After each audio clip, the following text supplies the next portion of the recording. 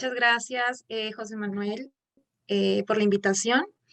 Em, no soy ajena a Juliaca, no soy ajena al Perú, de hecho soy peruana. Como bien lo decía, soy egresada de la Universidad Peruana Unión en Lima y tengo o tuve la oportunidad de conocer Juliaca como parte de un tour em, dentro de los lugares que conocimos en la luna de miel. Entonces, sí, conozco Juliaca. Conozco Puno, conozco la zona sur de mi país. Entonces, el día de hoy, pues yo les voy a compartir, ¿me confirmas porfa si ven mi pantalla? A Les ver, voy ok, a sí. compartir mi experiencia. Sí, sí se de- nota. vale, gracias. Voy a minimizar esto. Mi experiencia de enseñanza virtual en la Fundación Universitaria Agraria de Colombia. En esta universidad, ubicada en Bogotá, ¿sí? Tenemos dos sedes, les voy a hacer un preámbulo de la institución. Vengo desempeñándome como docente de tiempo completo desde el año 2018. Eh, Actualmente este es mi cuarto año en la institución. Esta institución tiene dos sedes, la principal está en la calle 170 en Bogotá, en el departamento de Cundinamarca, y la otra sede se encuentra en Facatativá, que es otro municipio dentro del departamento de Cundinamarca, en Colombia. Específicamente la Facultad de Ingeniería de Alimentos, que es donde yo me desempeño como docente e investigadora, fue fundada en 1986, es decir, a la fecha tiene 35 años de fundada, y este programa académico consta de 10 semestres académicos, muy parecido a los programas de Ingeniería de Alimentos en Perú. ¿Qué más puedo decirles con respecto a mi experiencia de enseñanza virtual en la pandemia? Bueno, lo primero es que creo que los docentes de forma presencial no estábamos del todo preparados para afrontar este reto que era la educación mediada, como lo llamó la institución. ¿Por qué no lo llamamos educación virtual? Porque la educación virtual tiene una diferencia con la educación mediada, que, como les digo, es el término que utilizó la institución. No sé si es ampliamente difundido, pero sí es un término con el que nosotros nos referimos a la forma de la enseñanza. Resulta que en la educación virtual el estudiante está en contacto directo con una plataforma, ¿sí? Que contiene los cursos, que contiene el material de los cursos, las actividades y eventualmente tiene un acercamiento con el docente para resolver dudas. ¿Correcto? Incluso las evaluaciones son de manera independiente. Entonces requiere mucho del esfuerzo, de la constancia, de la perseverancia, de la disciplina del estudiante para llegar a término eh, en lo que está estudiando. En cambio, la educación mediada, que es lo que nosotros estamos haciendo, es básicamente eh, no utilizar el escenario de un salón físico, sino que trasladarlo a una plataforma electrónica, ¿sí? Una plataforma virtual. Sin embargo, las clases, todas las clases en el mismo horario que se hacían anteriormente, se continúan haciendo de manera sincrónica a través de esta plataforma. ¿Listo? Entonces, por esa razón se llama mediada, porque es mediada por tecnologías de la información. ¿Qué sucedió en el 2020 con la llegada de la pandemia y el coronavirus? Bueno, básicamente para explicarles qué es lo que pasó con nosotros y cómo lo abordamos, quiero comentarles que aquí en Colombia los semestres, ¿sí? O los periodos académicos, perdón, voy a silenciar esto. Los periodos académicos en Colombia difieren un poquito de los periodos académicos en Perú y en otros países. Aquí son básicamente de 4 meses, 16 semanas, comienzan en febrero, el 1 de febrero y acaban el último día de mayo. Y el segundo semestre académico inicia en agosto y termina en noviembre.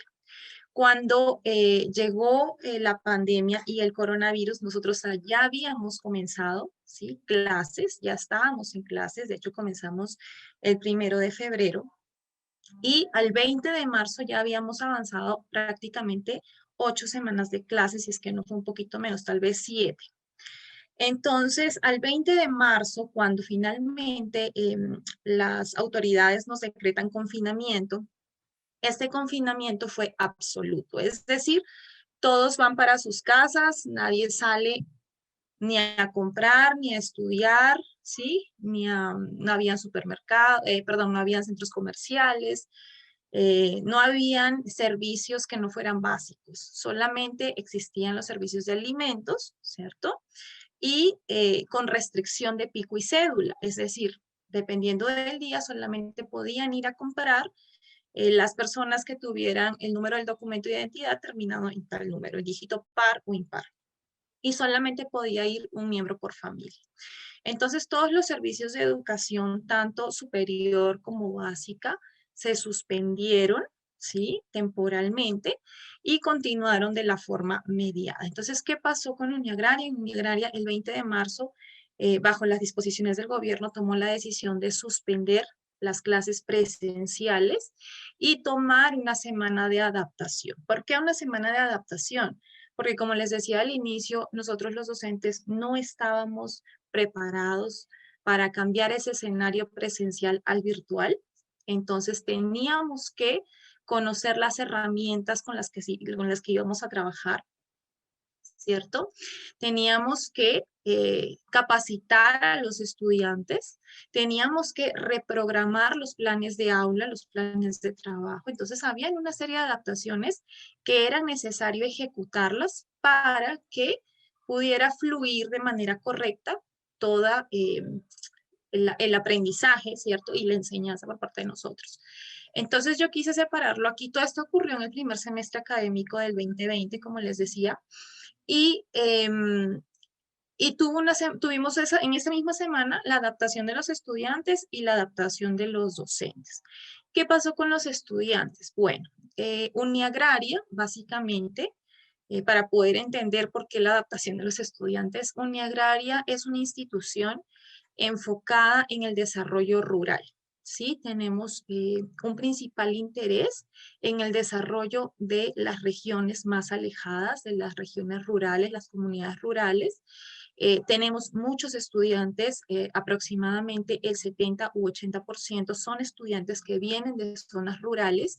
De hecho, la institución está ubicada en el extremo norte de Bogotá. Bogotá no es como Lima, sino Bogotá es una fila, ¿sí? Es como decir Chile, ¿sí? Es extremadamente largo, angosto, y nosotros estamos en la punta norte, es decir, saliendo de Bogotá hacia los municipios que están fuera, ¿cierto? Entonces, tenemos mucha afluencia de estudiantes que viven en esos municipios fuera de Bogotá, que viven en veredas o en zonas alejadas, en comunidades, en pueblos. Y entonces, como tenemos ese enfoque y tenemos ese acercamiento con esos estudiantes, cuando inició la pandemia, estos estudiantes que estudiaban en la institución y que estaban ubicados en las zonas más próximas a la institución, pues ellos volvieron a sus casas como todos los días lo hacían. Pero aquellos que venían de las zonas más alejadas y que, por ejemplo, alquilaban habitaciones, apartamentos cerca a la institución, pues tuvieron que comenzar un proceso de mudanza porque se sabía que esta modalidad iba a continuar por mucho tiempo. Entonces, hubo una semana en la que los estudiantes tenían que regresar a sus lugares de origen, ¿cierto? Y en esa misma semana la institución tomó la decisión de capacitarlos también porque no teníamos conocimiento de la plataforma Teams, que es la plataforma con la que nosotros trabajamos que pertenece a Office. Entonces, se les tuvo que capacitar cómo se utilizaba la plataforma, ¿cierto? Cómo levantar la manito, cómo se tomaba lista de asistencia, cómo se conectaban, los grupos de las clases, los horarios, en fin. También se les capacitó en herramientas de Office 365, ¿cierto? Además de Teams están pues Forms, que nos sirve para hacer los formularios, las evaluaciones. De hecho, yo trabajo muchísimo con Forms para todas las evaluaciones tipo quiz, parciales que tengo que realizar. Stream, que es una herramienta de Office que les permite a los docentes y a los estudiantes visualizar las grabaciones de todas las clases que se realizan, ¿cierto? Con el objetivo de repasar o si faltaron, entonces ponerse al día, en fin. OneDrive, que pues sabemos que es para subir información, es una aplicación de almacenamiento, y otras que existen en Office 365. Entonces, ellos recibieron en esa semana capacitación por parte de la institución para poder utilizar esta plataforma. Nosotros también, ya en la modalidad presencial, trabajamos con el uso del aula virtual, que es una herramienta que tiene la institución en la que nosotros podíamos cargar actividades, evaluaciones, las diapositivas de las presentaciones, las exposiciones, y entonces los estudiantes subían ahí su material, nosotros lo corregíamos, la retroalimentación iba por el aula virtual, y así se venía trabajando. Lo que sucede es que todos sabemos que en las instituciones de educación superior tenemos docentes, vamos a decirlo, un poco más jóvenes, que son aquellos que están egresando, aquellos que están terminando una maestría o un doctorado, y aquellos que ya llevan muchos años ejerciendo, ¿cierto? Y pues ya alcanzan los 60 años aproximadamente. Entonces, estos docentes que ya se encontraban en la fase adulta, para ellos fue muy complicado, ¿cierto? Poder decirle, ¿sabe qué? A partir de hoy, usted solamente va a trabajar en la modalidad virtual, utilizando 100% el aula virtual, y ahora va a comenzar a trabajar en Teams, ¿cierto? Entonces, tuvo que volver a capacitarlos, ¿cierto? Tanto los docentes como los estudiantes, porque los estudiantes, muchos de ellos alegaban que no sabían utilizar el aula virtual y entonces entregaban el trabajo en físico, ¿cierto? Para evaluación. Pero en este momento, en esta nueva modalidad, pues ya no era posible realizar esas entregas presenciales, entonces fue necesario realizar un refuerzo en el aula virtual. Como les decía, las clases con los estudiantes se mantuvieron en los horarios inicialmente estipulados al inicio del semestre académico, y estas fueron 100% sincrónicas, es decir, estas se hacían, ¿cierto?, en el horario de la clase, con la participación de los estudiantes y la participación del docente, todo el horario de la clase. Entonces, al inicio, la exigencia fue bastante dura porque tenían que garantizar que el estudiante estuviera conectado durante toda la clase, y lo mismo el docente. Y tenía que existir evidencia. Entonces, la evidencia eran las grabaciones de todas las clases sincrónicas. Y entonces ahí llegamos a un momento en que, bueno, estar sentado frente a un computador durante 5 o 6 horas al día, ¿cierto? Es mucho más complejo que ir a clase y pararse enfrente a un tablero y explicar y cambiar de clase y tomarse un cafecito y conversar con los estudiantes, ¿cierto? Entonces, la presión fue bastante. Yo creo que al inicio, cuando se solicitaron las clases sincrónicas 100%, más la evidencia, más la generación del video, cargarlo stream y todo lo demás, fue bastante complejo. Sin embargo, de eso se aprendió y por eso se adaptó la modalidad para el segundo semestre académico del 2021. Bueno, como les decía, los estudiantes se desplazaron hasta sus lugares de procedencia. Muchos de ellos no solamente viven en zonas más alejadas, sino que están ubicados en otros departamentos de Colombia. Entonces, muchos de ellos tuvieron que viajar con sus familias, ¿cierto? A aislarse, por un lado era aislarse, a protegerse, a protegerlos, y por otro lado era también porque muchos de ellos y los padres de ellos pues también se quedaban sin trabajo, entonces era mucho más difícil mantener el arriendo, ¿cierto? El alquiler de esa habitación, de ese cuarto, de esa casa donde ellos se quedaban para realizar sus clases. Entonces, aparecieron muchas causas que pues confluyeron para que ellos se desplazaran a sus lugares de origen. ¿Qué pasó con los docentes? Bueno, los docentes nos capacitaron en Teams, en las herramientas de Teams también. Eh, Tuvimos también capacitación por parte de la institución para trabajar con herramientas para realizar actividades en línea, a compartir escritorios, a compartir pizarras para que los estudiantes pudieran interactuar en simultáneo con el docente, ¿cierto? Otras herramientas de evaluación. Muchas de ellas los docentes tuvimos que buscar por nuestra cuenta, ¿cierto? Algunas herramientas para poder hacer las clases más dinámicas, para poder también enseñar a los estudiantes que existían herramientas muy sencillas que se podían utilizar para elaborar unos videos bonitos, unas infografías bonitas, unas presentaciones bonitas y que también pudiéramos verlos, ¿cierto? Entonces, hubo capacitación por la institución, sí, pero también capacitación autónoma del docente. Nos reforzaron el uso del aula virtual. Como les decía, habían docentes en edad adulta que pues se les dificultaba el uso del aula, entonces se les recordó, se reformularon en esa semana de adaptación los planes de aula. Los planes de aula para nosotros son las actividades y el contenido que el docente va a impartir clase a clase durante todo el periodo académico. Entonces, al tener un espacio de una semana en la que no se tenía actividad, pues tuvimos que reformular y correr una semana porque el semestre finalmente no se aplazó una semana, sino que tuvimos que reconfigurar el contenido y las actividades para la evaluación, ¿cierto? ¿Qué sucedió con las prácticas de laboratorio? Las prácticas en laboratorio. Entonces, estas prácticas cuando comenzó el semestre académico, pues fueron presenciales, pero cuando nos enviaron a confinamiento, definitivamente estas prácticas presenciales se cancelaron y lo que tuvimos que hacer como docentes fue adaptar estas prácticas de laboratorio a prácticas en casa. Fue un desafío bastante grande para nosotros los docentes porque desconocemos en muchos casos cuáles son los recursos con los que cuentan los estudiantes. Entonces, para unos era muy fácil, por ejemplo, conseguir una balanza gramera y para otros era muy difícil porque se encontraban en una zona demasiado aislada y muchos de ellos pues no querían exponerse y salir a comprar. Entonces, fue todo un desafío. Tuvimos que utilizar mucha imaginación, mucha creatividad. Los estudiantes también entendieron que estábamos en una situación atípica y todos pusimos en nuestro esfuerzo.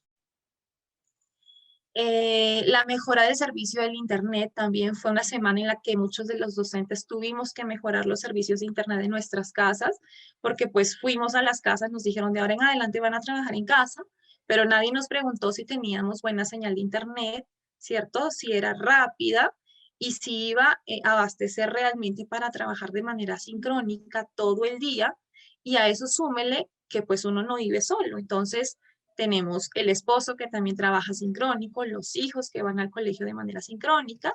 Entonces, realmente necesitábamos un Internet bastante poderoso para atender 3 o 4 dispositivos trabajando en videollamada en paralelo. Entonces, también fue una semana de adaptación bastante intensa de manera individual para los docentes. La adquisición de recursos físicos para clase. Por ejemplo, en mi caso particular, yo doy clases de termodinámica, de diseño de experimentos, de manejo post cosecha.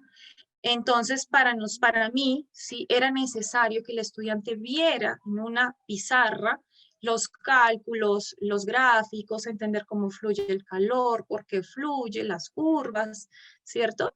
Entonces, para mí no era suficiente Paint, ¿cierto? No era suficiente las pizarras en línea, entonces, porque necesitaba más pulso, necesitaba más definición, color, en fin.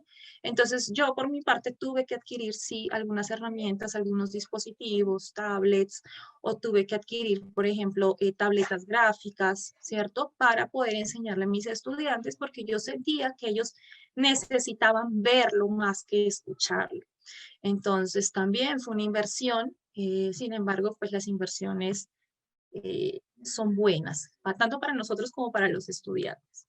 Y la adquisición de espacios adecuados para clases también, porque pues ahora estamos en casa, pero en casa no teníamos un espacio, un escritorio, una oficina para dar clases, y uno no puede dar clases en la habitación, ¿cierto? Teniendo de fondo la cama. Entonces, tuvimos que adaptar nuestras casas, buscar un espacio, poner un escritorio, un computador, unas lámparas, en fin, para que tuviera ese ambiente de clase, ¿cierto? Bueno, después de esa semana de adaptación, entonces retomamos las clases. Fue solo una semana, el día 30 de marzo del 2020, se retomaron las clases de forma mediada, y lo pongo en mayúscula porque fue el nombre que la institución adoptó. Todas las clases se mantuvieron sincrónicas. Fue obligatorio generar la evidencia, como les decía al inicio, fue bastante trabajoso, ¿cierto? Generar evidencia constante de la presencia de los estudiantes, de la presencia del docente, de las evaluaciones, de las clases. Tenían que generarse videos, dónde se iban a guardar esos videos, cómo se iban a reproducir, quién les iba a dar acceso. Entonces fue bastante complejo, pero aprendimos de todo eso. Y la institución en esa semana tomó la decisión de dar apoyo a los estudiantes en zonas alejadas.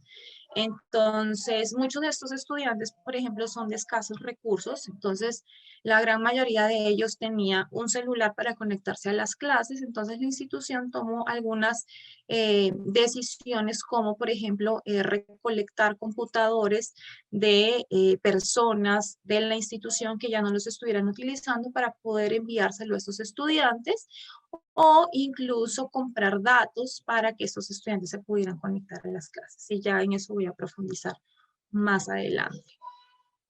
Bueno, ¿qué fue lo que aprendimos o lo que aprendí yo en mi experiencia de este periodo, de este primer semestre 2020 en confinamiento, ¿cierto? Teníamos todos los casos. Yo tenía estudiantes, por ejemplo, que estaban muy comprometidos con la clase, con el curso, estaban puntualmente conectados en las clases, participaban, preguntaban si no entendían algo, solicitaban que profundicen algo que les interesara, ¿cierto? Respetaban las fechas de las evaluaciones, las horas, ¿cierto? Entonces teníamos los estudiantes realmente comprometidos y que era visible ese compromiso. Ahora, también teníamos estudiantes que nosotros detectamos que estudiaban y trabajaban de forma paralela. Entonces, personalmente considero que trabajar y estudiar de manera paralela distrae, ¿cierto?, al estudiante de lo que se está enseñando. Sin embargo, también entiendo que muchos de estos estudiantes necesitan trabajar para poder pagar sus estudios. Entonces, yo con qué autoridad le digo a un estudiante, no trabaje en mis clases si yo sé que con eso paga los estudios o mantiene a su familia o a sus hijos o ayuda económicamente en su hogar. Entonces, definitivamente, eh, el trabajo sí era una dificultad en clases para los estudiantes que trabajaban y estudiaban al tiempo, pero pues tenía que adoptar yo alguna forma de poder evaluarlos más adelante sin necesidad de decirles, ¿sabe qué? Deje de trabajar. También teníamos los casos de los estudiantes que mientras estaban en clase se dormían, ¿no? Entonces tenemos ahí una fotico de un caso muy conocido de un estudiante que se le activó la cámara mientras estaba en clase y él estaba durmiendo. Me pasó a mí también. Yo estaba dando una clase, yo no sé cómo se activaría la cámara del estudiante y él estaba desde la cama escuchando atentamente mi clase. Entonces, ¿qué puedo decir? Vuelvo y me remito a la primera imagen, el compromiso. O sea, no son estudiantes de preescolar, no son estudiantes de primaria, son personas adultas que adquieren un compromiso, ¿cierto?, del estudio, del aprendizaje, cuando firman un contrato, porque aquí se firma un contrato para estudiar. Entonces, pues si al estudiante que paga no le interesa atender la clase, pues quien pierde es él, no soy yo. Entonces simplemente yo continuaba con mis clases y hacía preguntas de manera de levantarlo, despertarlo, ¿cierto? Para que pudiera interactuar. También teníamos los estudiantes que presentaban ausencia prolongada, ¿cierto? O permanente por enfermedad. Entonces, esto era algo que no se veía antes en la forma presencial, pero resulta que ahora sí. ¿Por qué? Porque muchos de ellos se enfermaban de COVID o tenían familiares enfermos de COVID. Entonces, ellos tenían que parar de estudiar para atenderse, para cuidarse, algunos estaban hospitalizados, entonces tenían ausencias bastante largas que luego regularizaban, pero pues ya habían perdido bastante del contenido que se había impartido, y aquellos que cuidaban de sus familiares que estaban en casa, ¿cierto? O tenían que de alguna manera cuidar de la casa cuando las cabezas de familia estaban hospitalizadas. Entonces, también se entendía esta ausencia prolongada por estos estudiantes, ya había que de alguna manera generar alguna estrategia para poder llegar a ellos, ¿cierto? Y conseguir evaluarlos de una manera justa más adelante. ¿Qué otro caso teníamos? Como les comentaba, la escasez de los dispositivos electrónicos. Muchos de los estudiantes no tenían una laptop, no tenían una tablet, apenas contaban con un celular. Entonces, también teníamos que entender que cuando hacíamos actividades en clase de compartir pantalla, de interactuar en Kahoot, ¿cierto? Marque, lea, pues en un celular se complica la situación, se vuelve mucho más difícil y entendemos que la conexión también es menos estable. Entonces, durante la evaluación se desconectaban, se desconfiguraba, se les cerraba la aplicación. Entonces, uno iba aprendiendo y decía, no, definitivamente hay actividades que un estudiante no la puede resolver en un celular, entonces vamos a cambiar de actividades porque, pues, como le digo al estudiante, cambia de celular o compres una tablet o compres un computador. Difícil, ¿cierto? La ausencia por trabajo. Estudiantes que tomaban trabajos en horarios de clase y definitivamente no podían participar de la clase mientras trabajaban. Están, para los que son, imagino que todos aquí son ingeniería de alimentos o industrias alimentarias, pues algunos de los estudiantes ya trabajaban en planta y entonces no es posible estar en la planta y estar con el celular o con la laptop prendida y estar en clase y participar y prender la cámara porque pues muchas de las empresas no lo permiten, ¿cierto? Entonces, definitivamente se tenían que ausentar. ¿Mm? Entonces, en ese momento, otra vez, como docente, tenía que recordarles su compromiso y decirles, bueno, usted no puede dejar de trabajar porque está atendiendo una casa, ¿cierto? Su familia, sus hijos, en fin, o está pagando con eso sus estudios, pero recuerde que usted tiene un compromiso. Entonces, en sus horarios libres de descanso, por favor, revise esas grabaciones de todas las clases que se hicieron, resuelva las actividades y por favor el día de la evaluación realice la evaluación, ¿cierto? Ya les voy a contar cómo surgían esas evaluaciones para no perjudicar a los estudiantes que estaban enfermos o que estaban trabajando. Los problemas de conectividad, teníamos estudiantes con muchos problemas de conectividad, como les decía, aquellos que se encontraban en zonas rurales súper alejadas, en medio de las fincas, de las haciendas, de las chacras, donde no llega señal de internet. Entonces tenían conexión bastante inestable, durante la clase se perdían, se conectaban otra vez, pero ya no entendían de lo que se estaba hablando. Entonces luego tenían que mirar el video, pero entonces ya no les alcanzaban los datos. Entonces, teníamos muchas de esas dificultades que se observaron y que luego se les dio solución. Y también vimos los estudiantes que necesitaban de apoyo emocional, porque pues sabemos que el confinamiento, el encierro altera, ¿cierto?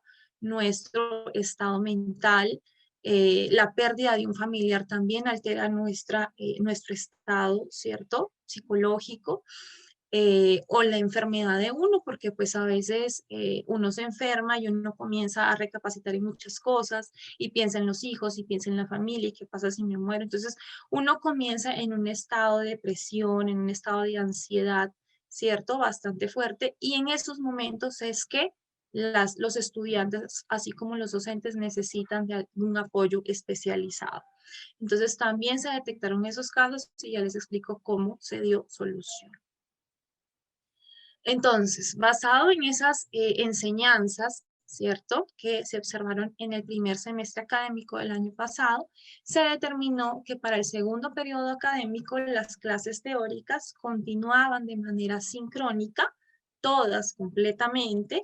En este momento ya se permitió, por ejemplo, que las evaluaciones sean de manera asincrónica, es decir, que el estudiante no esté conectado para resolver un parcial, para resolver un quiz. A veces se dejaba, por ejemplo, el avance de los proyectos, entonces también que sea de manera asincrónica para que el estudiante no tuviera que estar conectado todo el tiempo. Se reformularon los proyectos de aula. Cuando ya nos tenemos a los estudiantes frente a frente, no podemos evaluar su actitud, su posición, su forma de hablar, ¿cierto? Entonces ya creamos algunas estrategias de evaluación. Se trabajó, personalmente lo trabajé con evaluación por rúbrica, entonces muy específica, solicitaba, ellos se les informaba qué era aquello que se les iba a solicitar y cuál era el puntaje que iban a adquirir si ellos lo cumplían. Entonces, de esta manera se volvía una evaluación mucho más concisa, más justa para todos. Ya no tenía esos problemas de que, ay, profe, es que yo no escuché cuando usted dijo que iba a evaluar esto. No, porque está grabado y ahí está la grabación y usted tuvo que haberla visto. Si usted no estaba conectado, tenía que mirarla después y ahí estaba dicho, ¿cierto? Entonces ya no había, oh, profe, yo estoy presentando, pero se me fue el internet. No, qué pena, pero mire, aquí está la evaluación por rúbrica y dice que usted tiene que presentar esto y usted no lo presentó. Entonces, se volvían mucho más justos y disminuían los reclamos también por parte de los estudiantes y ellos entendían que tenían que pues ajustarse a la rúbrica. Tuvimos otra estrategia que fueron las clases de espejo, ¿cierto? Ya les voy a comentar más adelante qué son las clases de espejo, pero les adelanto que son clases que son teóricas, que no las hace el docente encargado del curso, sino que el docente encargado del curso invita a otros docentes de otras instituciones que también están dando el mismo curso en esas instituciones para intercambiar clases. Entonces, ese docente le entrega clases a mis estudiantes, un curso específico, y yo como docente le entrego clases a sus estudiantes en un tema específico. De esa manera rompemos la rutina de ver siempre al mismo docente, ay, otra vez a la misma hora y va a decir lo mismo. Entonces, cambiamos, los estudiantes se sueltan, participan, se sienten más libres de alguna manera. ¿Qué sucedió con las clases prácticas para el 2022? Bueno, se tomaron algunas estrategias como la profundización a través de la investigación. Les voy a dar algunos ejemplos. Utilizamos la técnica del design thinking para algunos proyectos de aula, la construcción de cartillas, el aprendizaje basado en desafíos, la aplicación de la teoría para la solución de problemáticas del entorno y las prácticas mediadas y presenciales. Entonces voy a pasar brevemente por cada una de ellas para que puedan entenderlas. ¿Qué sucedió con las prácticas de laboratorio? Recuerden que en el primer semestre eran completamente mediadas, ¿cierto? En casa. Bueno, para este segundo semestre ya se contemplaron las prácticas de laboratorio presenciales. Tienen ahí dos imágenes de dos prácticas de laboratorio que se realizaron en el 2022, considerando el aforo reducido, siguiendo las normas de bioseguridad y el consentimiento informado. Estas prácticas no eran obligatorias, es decir, los estudiantes que se encontraban en Bogotá y a los alrededores y que tenían conciencia de que al participar de una práctica presencial existía la posibilidad de contagio, pero que si seguían las normas podían reducirla, entonces ellos firmaban un consentimiento y participaban de sus prácticas presenciales porque entienden que las prácticas presenciales aportan un valor, ¿cierto?, diferenciado con respecto a las clases teóricas, ¿cierto? Entonces, ellos participaban, ellos podían ir, se hacían diferentes turnos, manteniendo el aforo, pero era completamente voluntario. ¿Qué pasaba para aquellos que no podían ir porque estaban en otros departamentos o porque no querían exponerse, porque se les cruzaba con el horario de trabajo? Pues simplemente se les dejaba otras actividades, también prácticas para que sean realizadas en casa o en simuladores, y esos eran los informes que presentaban estos estudiantes.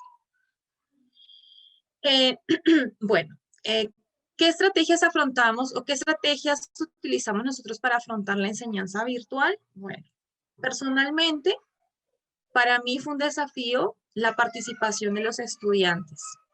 ¿Por qué? Porque de manera presencial yo los veo, yo los llamo, veo quién está distraído, quién no está atendiendo, quién está en el celular, ¿sí? Y los invito a participar. De manera mediada no los veo porque yo no exijo, por ejemplo, que activen la cámara, porque entiendo que cuando activan la cámara se consumen datos, disminuye la calidad del internet, ¿cierto? Entonces no solicito que activen la cámara y por lo tanto no los veo, ¿cierto? Entonces promover la participación ahí fue bastante complejo, muy complejo. ¿Cómo lo hice personalmente? Y esto es una experiencia propia. Lo que yo hice fue incrementar las participaciones, es decir, explicaba algo, inmediatamente pregunta. Explicaba otra cosa, inmediatamente pregunta.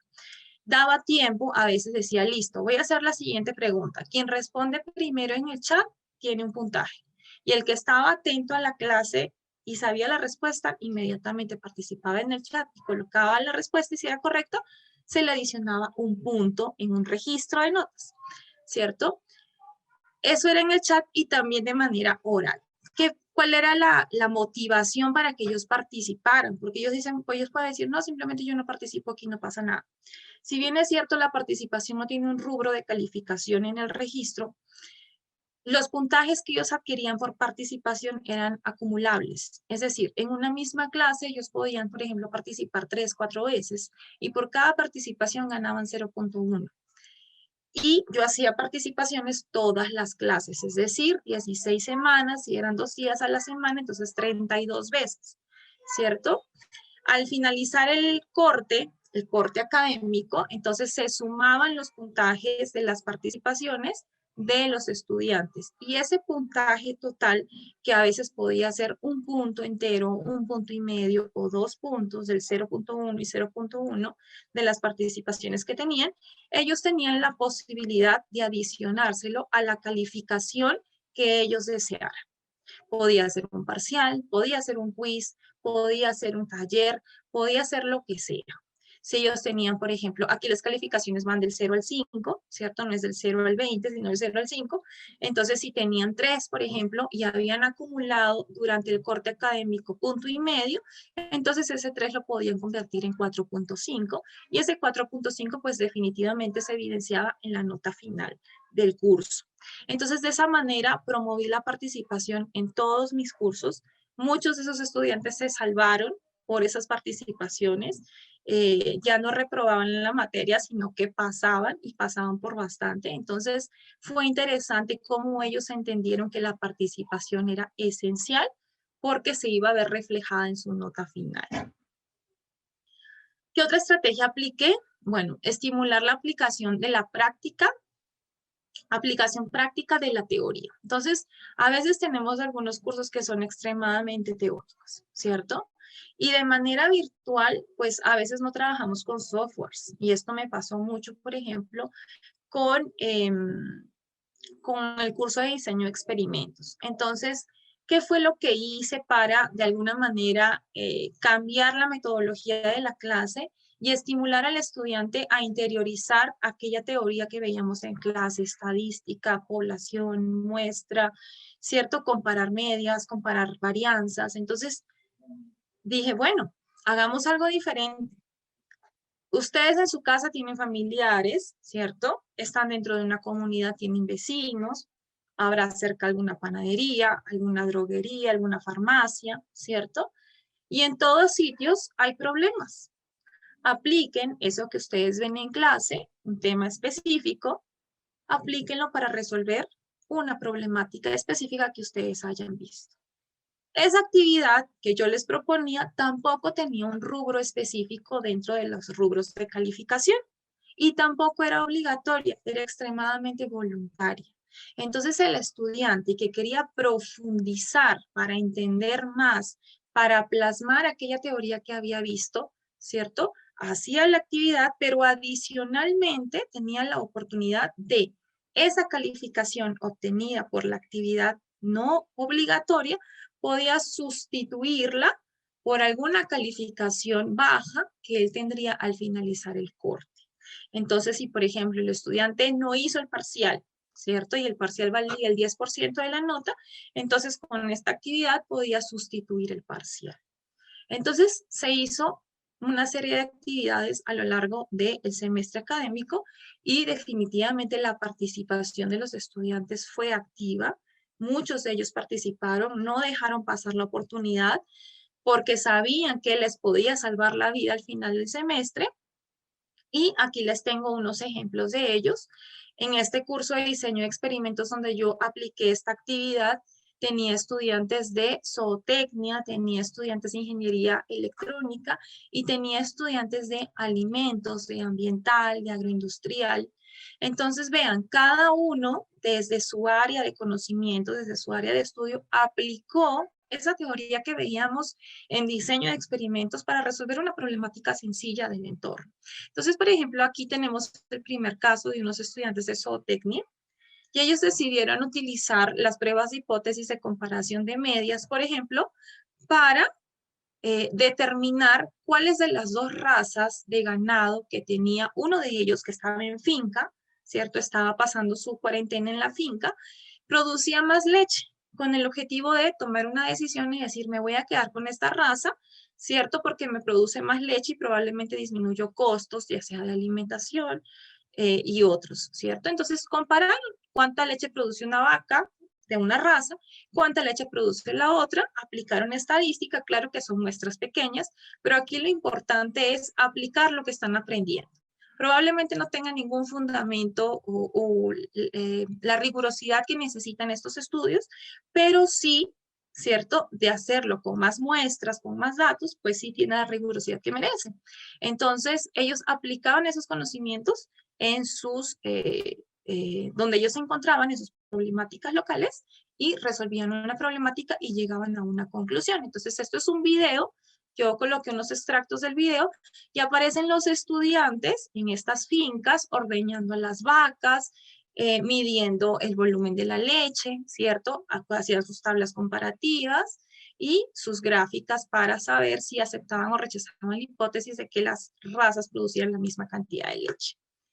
Luego teníamos unos estudiantes, por ejemplo, de ingeniería electrónica, también hicieron una prueba de comparación de medias, y ellos lo que hicieron fue, por ejemplo, comparar si estas resistencias que las venden en las ferreterías realmente tienen, se me fue ahorita el nombre de lo que ellos evaluaron, ¿sí? Proporciona, dice, el margen de error, el valor de la resistencia, ¿sí? Acorde con el color. Entonces, estas resistencias tienen un color. De acuerdo con el color, ofrecen, ¿cierto? Un valor de resistencia, pero también lo pueden evaluar con este equipo que ellos tienen aquí. Entonces, hacían la comparación de la teoría con la práctica, a ver si realmente lo que nos estaban vendiendo era cierto o no, ¿cierto? Y estos equipos, pues, ellos los adquirían en una ferretería, creo que vale el equivalente a 5 soles, a 10 soles, y compraban sus resistencias, que cada una vale 20 céntimos, y comparaban y medían y efectivamente llegaban a la conclusión de que lo que decía la resistencia realmente era correcto, es decir, que el fabricante no estaba mintiendo, ¿cierto? Y por último, tuve otro estudiante, es un estudiante de ingeniería de alimentos, pero hizo la aplicación no en el área de ingeniería de alimentos, sino simplemente con algo que era algo que a él lo apasionaba, que es resolver estos cubos Rubik. Entonces, él tenía muchísimos cubos de diferentes formas, tamaños, colores, ¿cierto? Desde el más sencillito hasta los más complejos, y él se esfuerza y trabaja mucho en resolverlos. Entonces, él quería saber si el tiempo que se tardaba en resolver estos cubos, ¿cierto? Era estadísticamente igual o diferente para saber si él había adquirido alguna habilidad, ¿cierto? Y él se grabó, hizo su video resolviendo todos los cubos, lo aceleró, demostró cuánto se demoraba, lo hizo una y otra vez, ¿cierto? Para tener varias muestras y efectivamente demostró que a mayor complejidad del cubo, pues mayor tiempo, pero los tiempos son los mismos para cada cubo. Entonces, vean cómo cada uno de manera independiente, voluntaria, sin vamos a decirlo, sin pensar en la retribución final, aplicó esa teoría a la práctica. Como les digo, esas actividades no tenían una nota en un rubro establecido, el que quería la hacía, el que no, no, y si la hacía y la hacía bien, se calificaba y el estudiante tenía la oportunidad de sustituirlo en una nota bajita o en una nota que no tenía, y con esto podía salvar el curso. Otra actividad, otra estrategia que también realicé en esta pandemia fue utilizar la herramienta del Design Thinking. No sé si ustedes ya la han escuchado, es una herramienta de emprendimiento, sí, que básicamente consta en 5 etapas. La primera es identificar y empatizar con el agricultor. Aquí lo que se intenta hacer es que el estudiante entregue un producto, ¿cierto? Es emprendimiento, ¿cierto? El emprendimiento es conseguir un cliente y vender tu producto, ¿cierto? Si uno consigue el cliente y consigue que ese cliente compre el producto de uno, entonces uno como emprendedor está ok. Entonces, esta estrategia se puede aplicar a diferentes áreas y yo lo apliqué a un curso que se llama Manejo Post Cosecha. ¿Qué tenían que hacer los estudiantes? Primero, buscar ese cliente. ¿Quién tenía que ser ese cliente? Una persona que tuviera una problemática. ¿Quién era esa persona? Un agricultor, una asociación de agricultores, una empresa, en fin. ¿Cierto? Esa problemática tenía que estar asociada con el manejo post cosecha.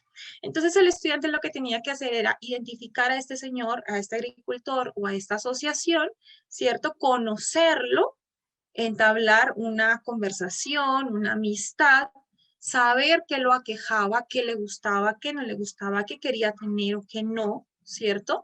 Y en función de esa entrevista, pues identificaba varias problemáticas. Podía tener problemáticas de almacenamiento, problemáticas de cultivo, ¿cierto? O problemáticas de asociatividad, en fin, miles de problemáticas.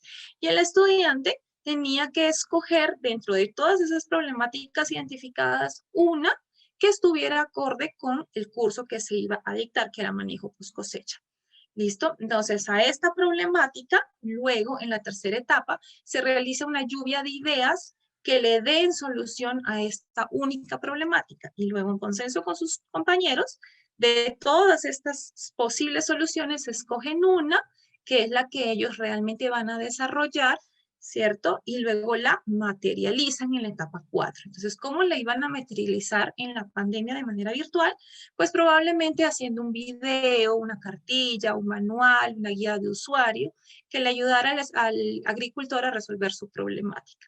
Y en la etapa 5, el estudiante volvía con el agricultor y le comentaba todo lo que había sucedido. Mire, yo lo entrevisté, identifiqué estas problemáticas, le di solución. Mi solución es esta, ¿qué es lo que usted opina? Entonces el agricultor desde la parte práctica, porque recuerden que el estudiante está en la parte teórica, el agricultor desde la parte práctica le daba la retroalimentación y le decía, mire, a mí me parece muy chévere su idea, pero aquí no aplica por estas razones. Entonces yo creería que podemos cambiarlo por esto, podemos utilizar lo otro, o esto y esto. Y entonces esa solución se reformulaba, el estudiante la reformulaba y se la entregaba al agricultor tal y como él la quería.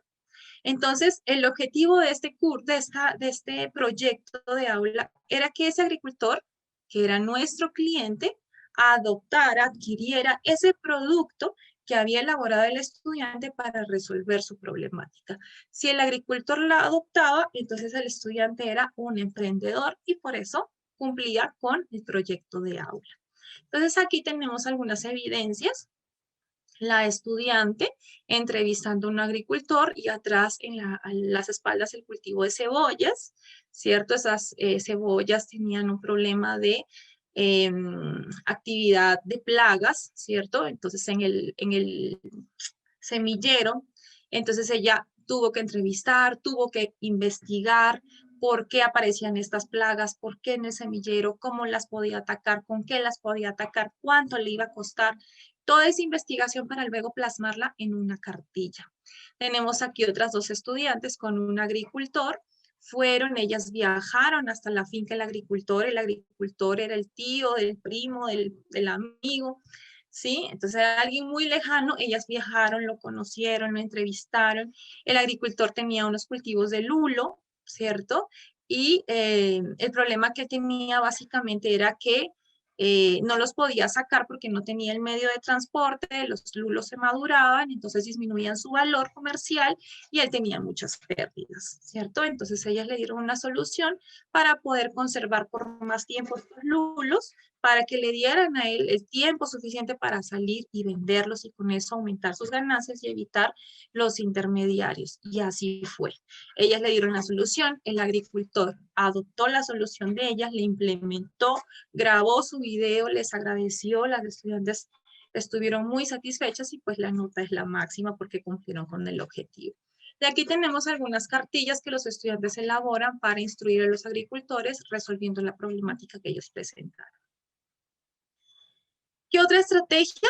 Bueno, el aprendizaje basado por desafíos. Esta estrategia también la implementé en un curso que se llama Introducción a la Ingeniería, donde tenía 3 ingenierías: ambiental, alimentos y agroindustrial, y el objetivo es que los estudiantes trabajen no pensando en la nota, sino que se diviertan trabajando, ¿sí? Y que pues como resultado final tendrán una nota.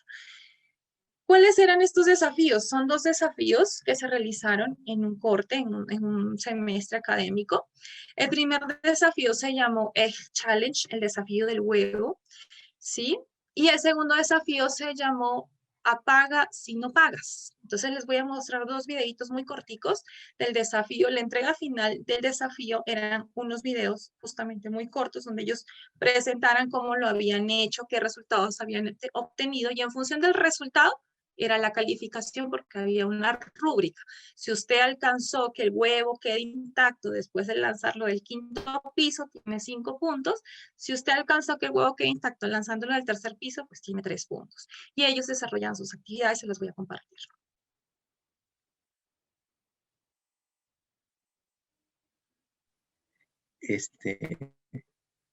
¿Me confirman si tienen si escuchan el audio del video? A ver, María, ponlo, por favor. Si lo puedes poner. Sí. ¿Sí lo escuchas? No, María. No logro escuchar. No. Espérame, porque no sé por qué. Tal vez aquí cuando estoy compartiendo. En Zoom tiene la opción, María, de poder ver con sonido cuando pones compartir pantalla dentro de la propia aula, en Zoom. Sí, a ver. Donde dice compartir pantalla, hay una pestañita izquierda que dice con sonido. Espérame, ¿será que lo paro y lo comparto? A ver. Ahora sí, compartir pantalla. Ya te entendí, sí, ya. Sí. No lo había visto, vale. Voy a minimizar. Entonces, esto es el primer desafío, ¿vale? Del web. Sí, ahora sí se escucha muy bien. Sí,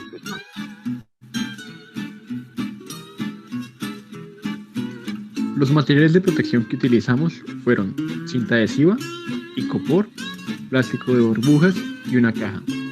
Envolvimos el huevo en plástico de burbujas y lo metimos en una caja que estaba llena de icopor en trocitos.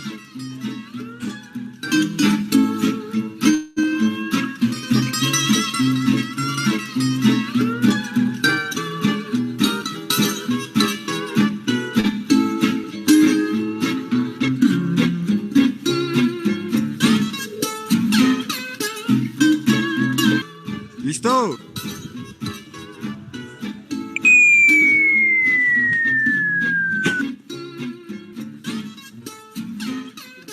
Nuestro primer intento fue desde un segundo piso y obtuvimos un resultado satisfactorio.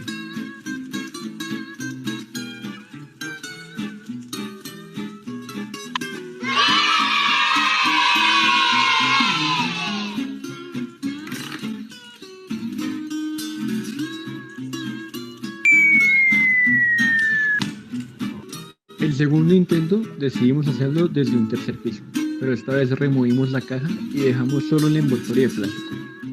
En esta ocasión tuvimos un resultado negativo.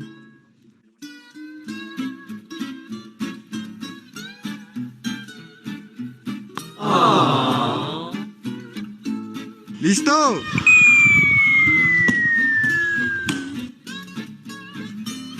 Así que para el tercer intento decidimos intentarlo de nuevo, pero esta vez con la caja.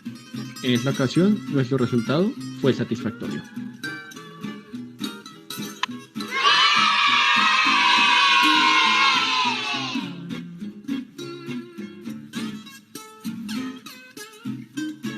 Listo, como ustedes vieron, habían unos requisitos mínimos y era que el huevo no podía estar cocido, por ejemplo, para lanzarlo. Entonces, una manera de demostrarlo era justamente abrir el huevo justo después del lanzamiento. Ahora les voy a mostrar el siguiente desafío que lo titulamos Apaga si no pagas. El objetivo es concientizar a los estudiantes de ingeniería en el uso adecuado de la energía, ¿cierto? Y cómo lo íbamos a calificar o darle una nota, pues en función del ahorro de la energía que se visualizaba en el recibo de luz, ¿listo? Entonces, ellos tenían que elaborar una serie de estrategias para disminuir el consumo de energía en sus casas, tenían que ser visibles, ¿cierto? Tenían que presentar evidencia en un video y al final tenían que presentar cuánto había disminuido el consumo de energía con los recibos de luz del mes anterior y del mes después de la implementación de las estrategias.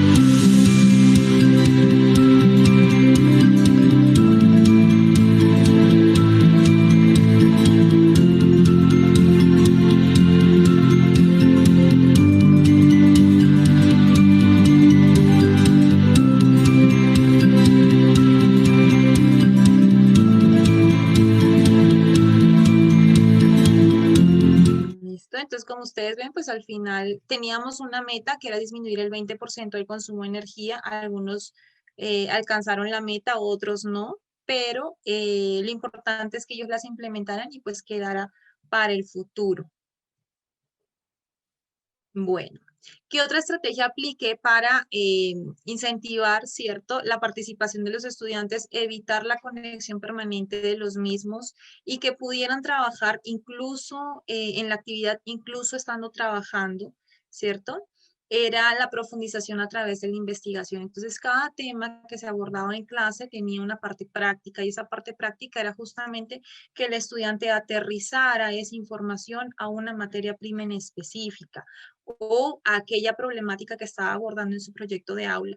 De esa manera, al finalizar el corte, cuando tenía que presentar ya el proyecto final, ya tenían avanzado todo el estado del arte del proyecto, porque en cada clase el estudiante tenía esa actividad de aterrizar aquella información de la clase a su producto en específico.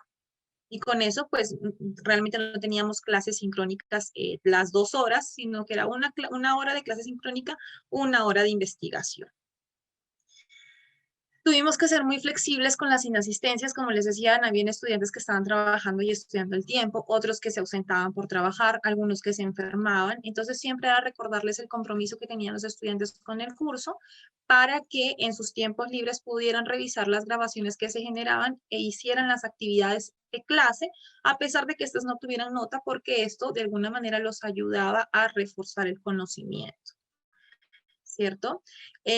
Con respecto a las evaluaciones opté por no hacerlas nunca más en clase de manera sincrónica ni en los horarios de clase, sino que se dejaban espacios bastante amplios desde, por ejemplo, al finalizar una clase y al inicio de la siguiente, que más o menos eran 2 o 3 días de espacio, y era una actividad, una evaluación que duraba 1 hora, ¿cierto? Estaba programada para realizarla en 1 hora, pero el estudiante podía utilizar esa hora en el momento que el estudiante realmente pudiera hacerlo. Algunos se conectaban en la noche porque pues tenían a todo el mundo durmiendo, los niños durmiendo, entonces se les facilitaba mucho, o en sus tiempos libres y la resolvían, la enviaban y se retroalimentaban en la siguiente clase. Entonces tenían mucha flexibilidad para la evaluación también. La institución adoptó como estrategia brindarle datos a los estudiantes para que pudieran aumentar su conexión, su conectividad en las clases. Esto lo hicieron de manera personal con cada estudiante. Nosotros como docentes también, por ejemplo, para reforzar la parte práctica de aquellos que no podían ir a la práctica presencial, utilizamos el uso de simuladores gratuitos, ¿cierto? Entonces se les daban algunas informaciones esenciales, básicas, para que ellos pudieran correr en los simuladores las prácticas que se solicitaban y tenían que generar un informe del laboratorio que se calificaba igual que aquellos que habían asistido a las prácticas presenciales. Se realizaron las clases espejo, como les decía, eran clases en paralelo con otras instituciones, otros docentes que en ese mismo momento, al igual que Uniagraria, estaban dando esos cursos, esas clases para otros estudiantes. De esa manera tuve invitados, por ejemplo, de la Universidad Peruana Unión, que tenía que ver con la experiencia de un ingeniero de alimentos para estudiantes de introducción en ingeniería, para motivarlos, para enseñarles que no pueden desmayar cuando apenas están iniciando una carrera que es compleja, tiene sus dificultades, pero que tenemos que seguir ahí. Lo mismo hicimos con un investigador colombiano que está en Brasil acerca de su experiencia como ingeniero ambiental. Invitamos al docente Reinaldo Silva para que nos cuente un tema en específico del diseño de experimentos que tiene que ver con la comparación de medias, y a la docente Margarita del Instituto Tecnológico de Jalapa en México, para que nos diera una clase de termodinámica y entropía, que era el tema que se estaba abordando esa semana con nuestros chicos. Entonces, de esa manera teníamos docentes invitados de otras universidades, ¿cierto? Con otras estrategias de enseñanza, con otras dinámicas, y los estudiantes podían interactuar con ellos también. Finalmente tuvimos la identificación de los estudiantes con dificultad para acompañamiento especializado, cuando teníamos estudiantes enfermos o con familiares enfermos o con pérdidas de familiares que necesitaban el acompañamiento de un psicólogo. Entonces se derivaba estos casos a los psicólogos de la institución, pero el docente, desde nuestra función, nosotros veíamos con el estudiante de qué manera podíamos realizar las evaluaciones, las clases, para que el estudiante no se viera perjudicado.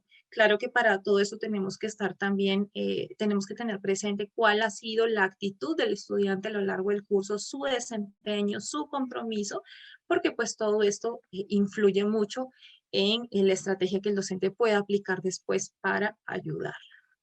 Y eso es todo. Muchísimas gracias.